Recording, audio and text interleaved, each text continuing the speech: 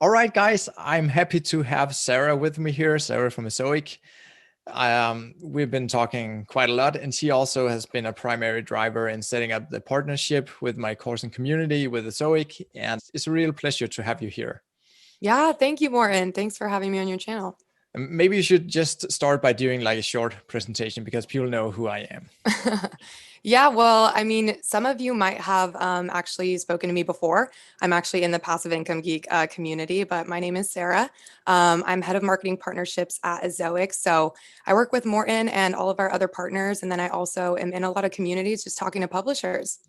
Awesome. And I can't remember if we actually met at the last Pubtelligence in San Francisco. No, I have not attended a Pubtelligence event Okay, yeah, myself I yet. thought so because I talked to Tyler and I also met Daniel Yeah. Dell in London, but we'll do that next time. Hopefully, when COVID is over, I'll be able to attend all of the Pubtelligences. But for Yeah, now, I've only been awesome. able to attend the virtual ones. Yeah, and I'll probably do some meetup around that, so Yeah. we'll see how that goes. All right, well, I've taken some questions from my community in YouTube, and also I have some questions, and we also talked prior to this about a few hmm things to be a little prepared. So I think here in the beginning, we should talk a bit about the cookie going away.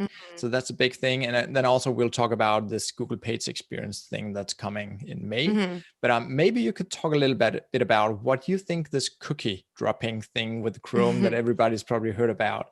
I How know. do you think that will affect publishers? And you can just talk about, I mean, what you guys think about that whole thing. Yeah. So, I mean, right off the bat, so I think this might surprise a lot of people, but I actually think that this is going to be a really positive thing for publishers. I think it's a good thing. And Morton, you tell me, I mean, what do you think, right? I mean, do you think this is a Sure. good thing or a bad thing instinctively?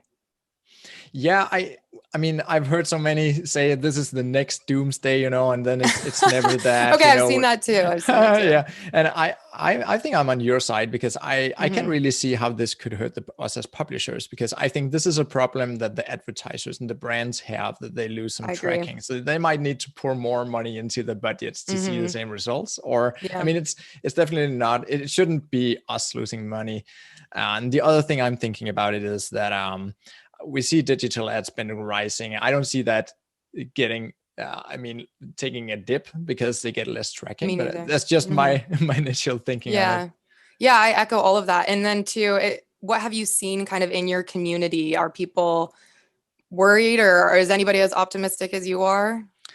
Well, I'm pretty optimistic about it, and I think they reflect that. Okay. That's what I think. Yeah. Okay. So I'm kind of the same way. I really think that this is going to be a positive thing. And I know I've seen the doomsday comments and, people are really, really stressed about this. But I mean, exactly what you said, like this might be more challenging for advertisers, but I think it's going to be a huge advantage for publishers. So if you think about it this way, like with third-party cookies, advertisers right now, they can specifically target any user that they want. So for me, I like to shop online a lot. And so I might go to Nordstrom.com and I might shop there all day. And then I go to a website and they can target me directly, easily.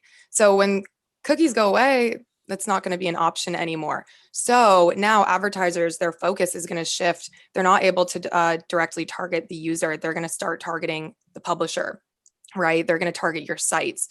So instead of targeting me Mm. specifically, they're going to be looking for the niches that I'm interested.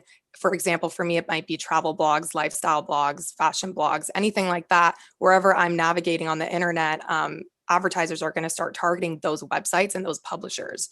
So personally, I think that we can start to see, EPMVs for publishers are going to go up, ad rates are going to go up because the competition is going to increase. Advertisers are now, they're going to pay a premium and compete with one another to get their ads onto websites to target the visitors that they're trying to reach because they can no longer directly target, those visitors. So like you said, I do think it's going to be more challenging for advertisers, but we're only concerned about the publishers, right? So it's like Yeah. I think that people are concerned and I understand why they're concerned, but I think this is like a key thing to take into account. I really think we're going to see ad rates kind of skyrocket eventually. Yeah, I think so too. And maybe just really quick here for those who don't know exactly what we're talking about. So we're talking about Chrome following Firefox and some of the other Mm-hmm. browsers, Safari, in dropping what we call the third-party cookie, and that means that that advertisers in general will lose some tracking. They'll not know exactly which device Mm-hmm. that these ads are being shown at. And also for affiliate marketers, it also means that it'll be Yeah. harder for the store to track and actually pay a commission based on an action like a purchase. So it does. Yeah. Yeah. So that's what's happening here. Yeah, yeah. And also, I mean, I will add too, at Ezoic, we don't use third-party cookies in anything that we do. So for us, it doesn't impact our optimizations at all. Like going back to, again, it's just going to impact advertisers and their targeting abilities. But I mean, in general, and this is something I say all the time, digital ad spend is going to just continue to increase year over year. I think, Yeah. especially since the pandemic, everybody Yeah. is always online. And we've seen so many traditional advertising, traditional marketing is all shifting to online. It's going to be shifting to publishers' websites. It's all going to be digital. So all of that revenue or all of that budget is all going to be going towards, a lot of it publishers. And so like, yes, we've already seen Safari and Firefox have already blocked, third-party cookies. It's been, I think, over a year. And so, yeah, EPMV is currently higher for Chrome and Android than it is, Safari. But, as soon as the third-party cookies go away for Chrome, I think, it's going to really level the playing field across all devices. So Yeah. I just want to reassure everyone a little bit because, Google would not be willingly like make this change if it was going to really hurt revenue. It's always something to keep in mind. Yeah. So. Yeah, and also like you just briefly touched on, I mean, the overall ad revenue just going up. I mean, we see that every year, right? But especially here during the pandemic and the COVID situation. I mean, we've just seen so many more rush into digital ads because, I mean, that's where people are, right? We're not out shopping and we're not seeing billboards and stuff. So we've probably seen like a more ad spend being thrown into digital for the bigger brands, and also just a lot more e-commerce going on. Absolutely, we can see that with numbers from Amazon. Yeah, you and I have looked at the ad revenue index for just the entire year of 2020. Yeah, and I'll I know put a link to that in the description. Like a doomsday. I think it was maybe April, May, when ad rates got lower than we've seen them historically in years, and publishers, I know it was a really, really stressful time. But then what was even more shocking was if you're looking at Q4 of that same year was the highest ad rates that we've seen in years. Like it really just went from 0 to 100. And so, I mean, it was a great we saw sign. a pretty intense dip just when the COVID hit in March.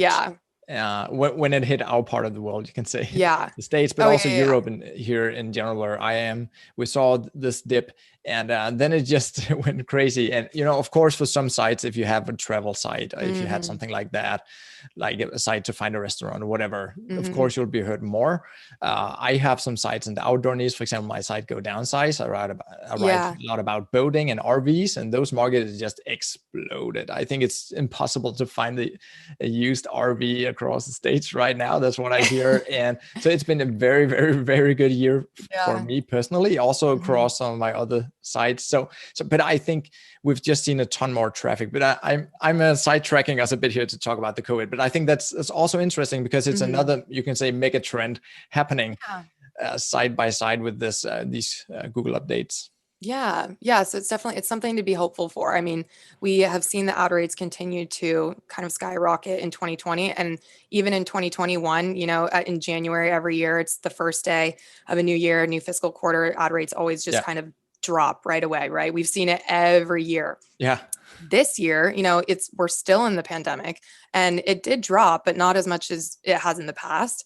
And then it picked back up again really, really quickly, and it's been on a steady incline. So it's February was actually my best month with ads. It's really pretty crazy when you think about it. So I had a lot of more visits to a few sites, but when you think about it, that's kind of crazy because we always see the best ad rates toward the end of the year. I know.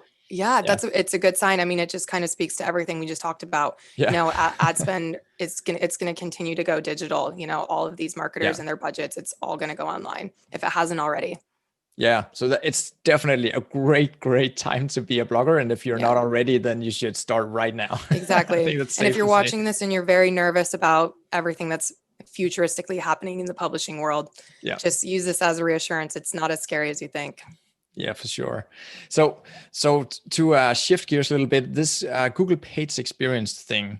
So there's a lot of technical terms being thrown around this. Yes. Largest contentful paint, first input delay, CLS, and a lot of stuff. Could you talk a little bit about what you think will happen here for publishers around May, and also what you're working on with Ezoic? Because some people still think you're just an ad network, but of course Ezoic is much more than that. They also help us speed up the site. They do so many things, so many cool things that that we can implement on our site. So I'm excited to hear.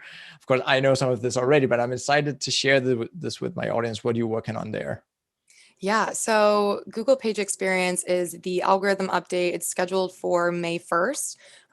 So this is when Google says it's happening. But if you've been in the game for a while, then you probably know that these algorithm updates always come later than they announce them to be, later than planned. So they say May 1st, but if you were to ask me, if I were to give a guess, because obviously I don't know for sure, I think it's going to be July. I don't know specifically, but I think it might be summertime. So again, if you're stressed about this and like, how do I get ready for this algorithm update?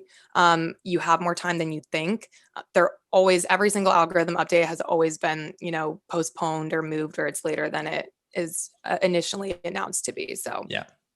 Don't worry too much about the May 1st deadline. Nobody wins if they roll it out too quickly, right? Because we need everyone to get ready. Yeah. Right. And even then it'll probably take a month to like fully roll out. So I predict it's going to be the summertime. But there's 3 things that you need to focus on. So I know Core Web Vitals is a huge topic. I've seen people asking about it, talking about it, in basically every channel, every community, and every forum that I'm in.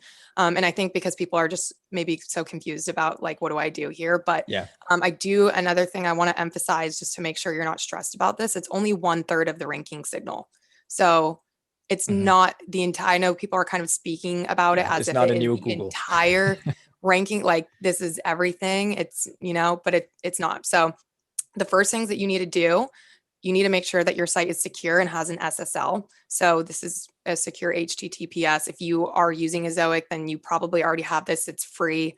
We usually do it right when you set up your site. So most sites I'm sure already have an SSL. If you don't, you can get one for free with Ezoic. So this is actually 1/3 of the ranking signal. So it kind of puts into perspective, like if, making sure your site is secure is 1/3 of the ranking signal. Core Web Vitals is 1/3 of the ranking signal. It's not something to be majorly stressed about. And then the other thing is you need to make sure that your site is mobile friendly.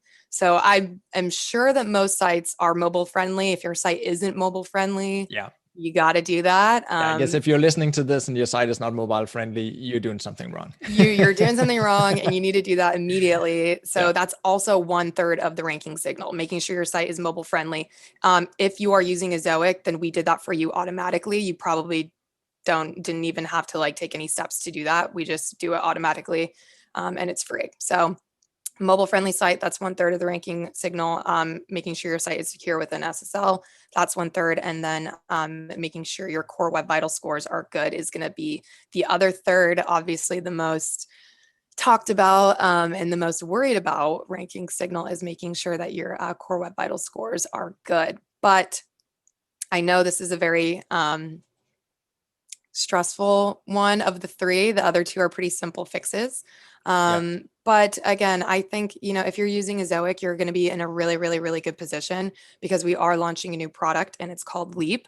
And it's basically going to make it so you can easily improve your Core Web Vitals scores just inside of your Ezoic dashboard. We're going to give you just actionable insights to make changes, disable any WordPress plugins or any scripts on your page that might be affecting your Core Web Vitals score, without having to have any technical understanding, developer background, or anything like that. And I can say that confidently because I've looked at it myself, and I am the least technical person that I know. Like, I don't know anything about, if you ask me about JavaScript, anything like that. And I've looked at, Leap, and I can easily understand what I would have to do on my site in order to get great Core Web Vital scores.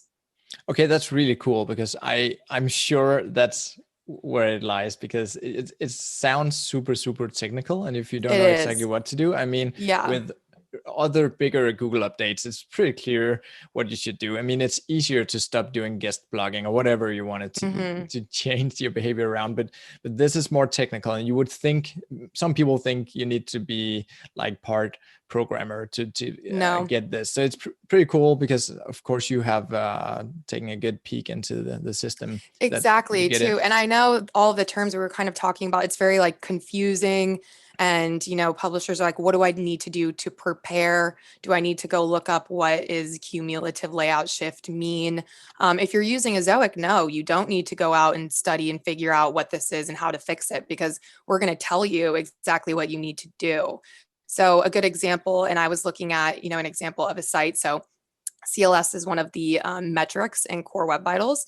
It stands for cumulative layout shift. And what that is when you go to a site and things are kind of jumping around the page, Mhm. meaning like, ads might be coming in or plugins might be coming in, or something just loads kind of at the top of the page or the bottom of the page. You might be scrolling and like you jump. Have you ever experienced that? Yeah, for sure. It's so Yeah. annoying when all of a Yeah. I sudden you're mean, no, me reading and too. then the text jumps down here just when you're Yeah. about to click something. Yeah, it happens to me a lot. I feel like when I'm Yeah. looking at recipes on my phone Yeah. and it's jumping around. Anyway, so that's what's measuring cumulative layout shift. So for if you were to do it in a kind of like the traditional way, the way that Google says here, we're going to help you. So I looked at an example of a site that had a poor CLS score, and then it gives you a list of scripts and like the different load time, like things that are affecting why that score is poor, and you have to figure out like from this list of just scripts what it is. And I was looking at it and it's just tons of scripts and then some numbers. And I'm like, how would I be able to figure out what it is like of Yeah, all those of are the these worst. things? It's like when you turn on this Google Page Speed Experience or Lighthouse, and then you just get a ton of programming stuff, like scripts, and you Exactly. have no idea what they're doing, or where they are, how they got there, how Exactly. you remove And them. it's so confusing. And so for this particular site that I was looking at, it turned out the thing that was giving it the poor CLS score was actually a Facebook comments like plugin. So for the article, it would automatically load like the comment section for that article on Hmm. Facebook. And this was giving it a really, really bad score. The article didn't even have any Facebook comments. So that's not necessarily needed on the page. And you could easily remove that and you'd have a great, Core Web Vitals score. But to figure that out is very challenging. Like Hmm. to be able to look at those scripts, like I wasn't able to figure it out. If it was my site, I don't know if I would be able to. And so with Leap, it's going to be right in your Ezoic dashboard, and it will literally tell you exactly, here's your recommendations. Like Facebook widget plugin needs to be removed or altered, whatever. And then here are the step-by-step, like here's the actions that you need to take in order to do that. And then, oh, easy. Okay, I'll just do that. So it's Okay, going to that be sounds simple as super, that. super sweet and cool. And it also Yeah. sounds like the sleep thing sounds like the next generation of the SiteSpeed tool. Is that all? Is that correctly? Yes. So, yes, the SiteSpeed Accelerator, if you're familiar with it, if you've been using it, we are actually entirely sunsetting this product. So it's going to go away. It's not going to exist anymore. But the features, the optimization settings inside the SiteSpeed Accelerator are going to roll over into Leap. So it's still going to be available, all, image optimizations, critical CSS, script delay, everything that you might be using right now with SiteSpeed Accelerator is going to be available inside of your Leap dashboard. So Leap, it's going to show you your Core Web Vital scores. It's going to show you what's impacting your Core Web Vital scores, what you need to do to improve those Core Web Vital scores. And then you have all your optimization settings in order to basically make your site extremely fast for free entirely with Ezoic. So that's another, really big thing is I know the SiteSpeed Accelerator currently is a paid tool. I know for members of Morton's community that it is free if you purchase the course. But for anybody else that's using the SiteSpeed Accelerator as a paid product right now, all of those features are now going to be entirely free for all Ezoic publishers. Yeah, that's really cool. Yeah, Yeah. that's really awesome to be able to have ads on your site, Hmm. regardless of where you get those ads from. We've talked about this many times, and it's something that people often misunderstand. They think that the ad network or where the ad comes from is actually deliberately maybe even slowing down the site, which is of course never the thing. So so if you have ads on your site, that will slow down some parts of your site, and it's just cool that you'll be able now for free to just fix these things. Yeah, absolutely. And I really think, to what we were talking about earlier about having, a good technical understanding, even for people who are developers or are like SEOs or have, a good technical understanding. Core Web Vitals is still going to be something that's challenging for them. So, as a publisher, your focus should not be spending days, weeks, just hours on end trying to get good Core Web Vitals scores so that your site can rank high in Google. Like that time should be spent really focusing on like creating really good quality content and driving traffic to your website, not trying to figure out, the different scripts on your site that are affecting, your Core Web Vitals score. So Yeah, I I'm couldn't really agree excited more. for Leap. It's going to make everything very, very, very simple. And, I'm very confident Ezoic sites are going to be having the best Core Web Vital scores on the internet with ads. Yeah, and I mean already now with the current tool you have, the SiteSpeed Accelerator, especially for the paid version of it, I see some fantastic scores. Sometimes it takes a Yeah. little tweaking. Sometimes you have Yeah. to do a little forth and back if you have some special stuff there, especially if you're using page builders, which I'm moving away from now entirely and just going with Gutenberg. So that's also to make these things easier. Yeah. Yeah, so that's thank you for that update. That it's Yeah. yeah, it sounds Yeah. And really I will cool. say, if anybody here is really interested, you can visit ezoic.com/leap, LEAP.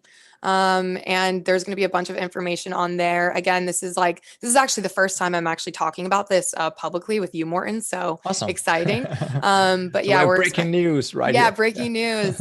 But yeah, we actually just put a product page up today. So there's going to be a countdown clock there.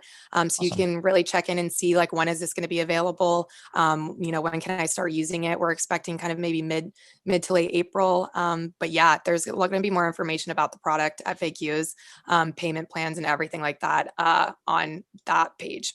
And sorry, correct Yeah. myself, payment plans. I just mean like if you're paying for the SiteSpeed Accelerator right now, we have plans for reimbursement. So if that's you, then you can check there. Cool. And it also sounds like if this really freaks somebody out, if this really freaks you out, then you can just leave everything as is in the SiteSpeed Accelerator tool, and that will all like be the same settings in this new tool. So this new Yes. tool will have a lot of the features that we're seeing right now with the Yes. SiteSpeed Yeah. So that's Accelerator obviously tool. something really Yeah. important. I know, kind of like how we mentioned, Morten, if you are using the SiteSpeed Accelerator right now, like you said, you've kind of tweaked it on your site to have all the Yeah. perfect settings for your site. And so you're not going to lose any of those settings. So when the new optimization settings from SiteSpeed Accelerator roll over into Leap, you're not going to just have to redo everything. So it will roll over. Okay, awesome. Yeah. Then I have several questions actually from the community, and I'm Yes, thinking, let's see now if we can move in. We shift gear again a little bit here, and I have for some quick sure. questions, and we can dive into anything that you feel like we should dive into. Otherwise, I'll For just sure. shoot some questions at you. The first one is, can you share numbers about video ads? I know this is something that's pretty new to your platform, right? And also, like, how much extra income do Mhm. video ads typically account for when implemented in the best way possible? Yeah. So when it comes to video ads, every site is going to be really, really different. So the same goes, I always say, and you probably have heard other people at Ezoic say, whether it be marketing people or, account representatives that you work with directly, it's so hard to compare EPMV and earnings from one site to another because there's so many factors and variables as to why one site might be earning more or one site might have a higher EPMV than another. So Yeah, just sort of interrupting, but I just hear this so many times. People asking, how much money will yes, you I make do with this too. niche? Or what's I the do best too. niche? And we'll probably get to that because it's just a question we cannot avoid when we I take do too. questions from the Yeah. And community, that's because totally people okay. think that the earnings with ads are niche specific. I know, but I know it's what's on people's minds. So, I mean, I do emphasize, if I were to look at a home and garden site and another home and garden site, I can't really compare like their niches and their earnings. So the things to focus on here, like with video ads, it's really going to come down to the quality of the content and then the quality of the users coming to your site. And that the same goes for written articles and, for your niche website. The same can be applied to, video monetization and video ads. So I mean, in terms of numbers, we've seen sites with a 300% increase in page revenue. And that is a site that had, high quality video content and high quality, visitors coming to their site. If I told you though that the average is an 81% increase in page revenue, if you're using video ads, this would just be, it would be a little bit misleading, right? Because there's just so many outliers in both directions. So, to make a long story short, like 100% video ads are going to increase revenue. It's going to increase page revenue, but you need to focus on like the quality of that video and then the quality of traffic that's coming to that page. It's the biggest thing. Yeah. Okay. That makes sense. Yeah. Okay. Then I have another question here. Can you talk a bit about ways to increase ad earnings for mobile visitors? Yes. Okay. So for mobile, a lot of the same optimizations are going to be true just in general. And I can talk about those because I just have a list that I always just share with publishers and I pass around. But for mobile specifically, the biggest thing is going to make sure that you have AI placeholders turned on. If you do not have AI placeholders turned on, I highly recommend it. What this does is it basically allows Ezoic to automatically create and test new placeholders on mobile.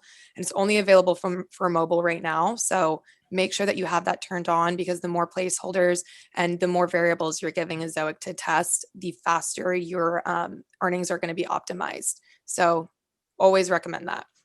And then just kind of looking at everything else that you need to make sure is I consider this maybe like a checklist for optimization. You should be cloud integrated. So that's either name servers or Cloudflare. You need to have as many placeholders as possible. So I always say 10 to 15 per page. And that's just kind of going on, what I just mentioned about having a lot of variables. It's going to make sure that your EPMV is optimizing. You're going to see earnings kind of increase faster over time than if you only, have a few placeholders and, Ezoic is taking longer to test and to optimize. So definitely have a lot of placeholders and then making sure that you're testing all ad formats. It's the same thing. Giving more testing variables is really important. So Morten, I know that you're aware of this. I'm not sure if everybody in the community is aware of this, but we've recently actually released a lot of new ad formats. So you can find these in your monetization dashboard. If you click on turn on off settings next to your ad tester, there's going to be like a toggle of all these new ad formats. So there's sticky sidebar ads, there's in-image ads, there's tons there. And they're new. They're only like a couple months old. So if you haven't turned these on yet, I highly recommend, turning on these new ad formats. It's just going to give Ezoic more time to test or you're going to be able to optimize, your revenue a lot faster. So highly recommend that. And then other standard ones are turning on your anchor ads, making sure you have an ads.txt file, turning on adaptive sizing. And the biggest one is do not restrict anything. Don't set max ads per page or checking your pages without revenue in big data analytics to make sure that you have placeholders are being picked up on all of your pages. So if you're really focusing on, optimizing your EPMV, if you just go through everything that I just said, you should be really good to go. Okay, thank you. That's a lot of really good tips Yeah. right there. Sorry, I talk really fast. I hope it's easy to pick up. It's great. It's great. I do that too. I actually try to talk a little bit slower sometimes, Yeah. Then I get excited about the topic and I I get just start excited. talking really fast. It's a question again. I get all the time, and I'm like, I have a checklist for you. This is exactly It's a good thing that people do. can turn the speed down a little bit. Yes. Yeah.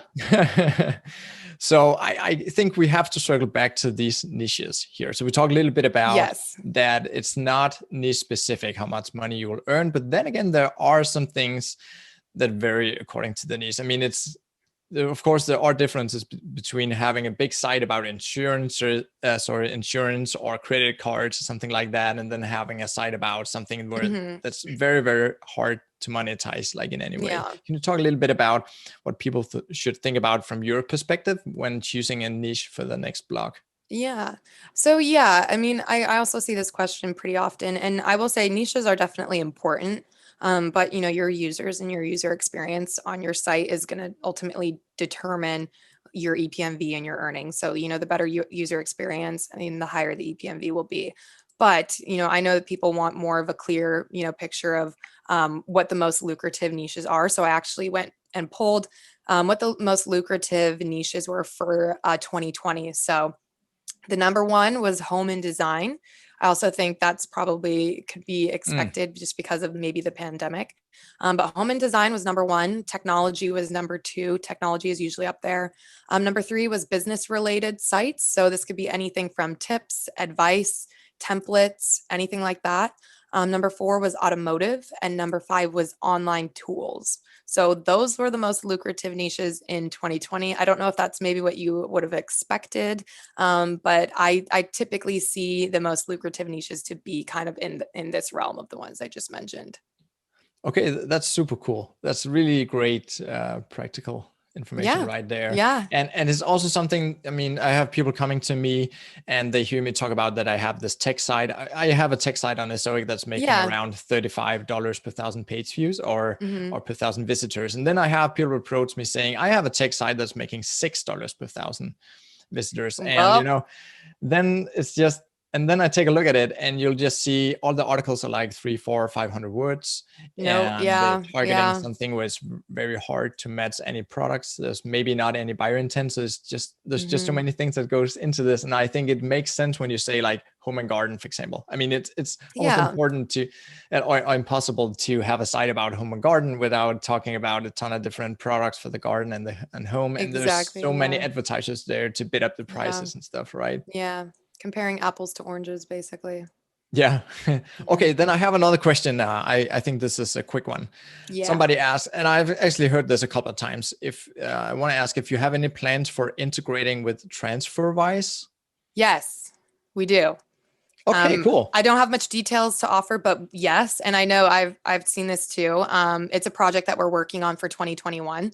So Okay. yeah, we can expect to be, integrating with TransferWise very soon. Okay, awesome. Yeah. And the next one here. So, what's the deal about free hosting with the Zoic? Can you talk a Yeah. little bit about that? Actually, I haven't tested it out yet myself, but I've heard and I've Well, seen that it's you guys also relatively offer the new. hosting.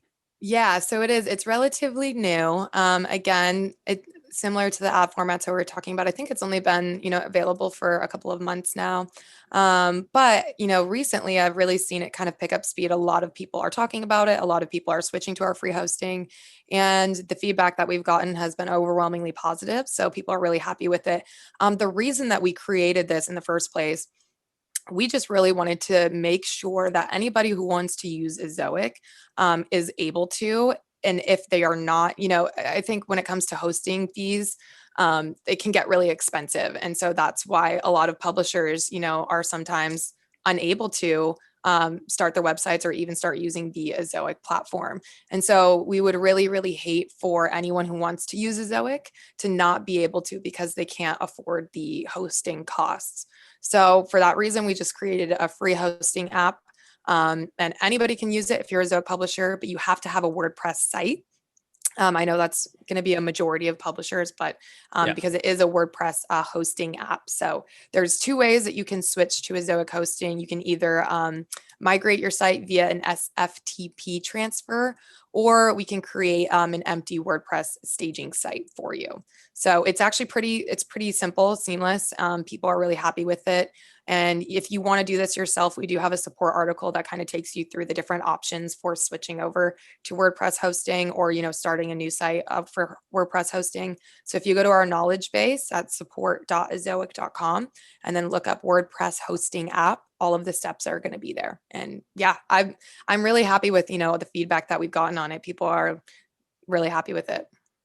That's really cool. And I pay a lot in hosting fees because when you start having traffic like in the millions, it's just, Yeah, it adds up like a exactly. lot. Yeah. So what happens there when your site grows and you have way more traffic? So is this only for a new site or what happens? Let's say No, you had this like is a for million all page views. sites.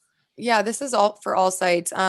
As far as I know, there isn't any kind of a traffic limit that is set on it. And your traffic is going to live on Ezoic servers. So entirely free, easy to use. Okay, wow, that's pretty amazing. Then I have another question about specific ads showing up on one's website. So can you Yes. talk a bit about the controls we have as a publisher with Ezoic? I know we can switch on and off for the categories, and I Mm-hmm. guess you can also do it for specific advertisers, right? Mm-hmm. Yeah. Yeah. So you can definitely exclude specific ads if that's, what you're looking to do. You can't necessarily choose to show specific ads. I think it depends. I'm not sure if this question is referring to like ad creatives or, specific advertisers. I But think you it's can, both. I think maybe okay. somebody loaded their own site, they saw something there they didn't want there. Maybe it conflicts with something, Yeah. or just something that they don't feel like is for their audience, maybe. Of course. Yeah, it's completely up to you. And yes, if you see an ad on your site that you do not like, you can just block that advertiser. And so that ad will not come up anymore. And you can also choose to have, no ads from that specific advertiser show on your website. So it's really easy to do. We have an advertiser blocker app. So again, there's steps for how you could do this specifically if you need some guidance in our knowledge base, support.ezoic.com. So just look up the advertiser blocker app. And basically you would just put in like the URL of the ad that you're getting. And then that ad will not be shown anymore. And then we also have a disable ads option. So there's, again, a step-by-step guide for that in our knowledge base. So yeah, it's entirely customizable. I will add, if you ever want to exclude any specific ads, it will, negatively affect your revenue if you're choosing to set restrictions like that. But again, it's your site. It's totally up to you. And that's what's great about Ezoic. Everything's customizable.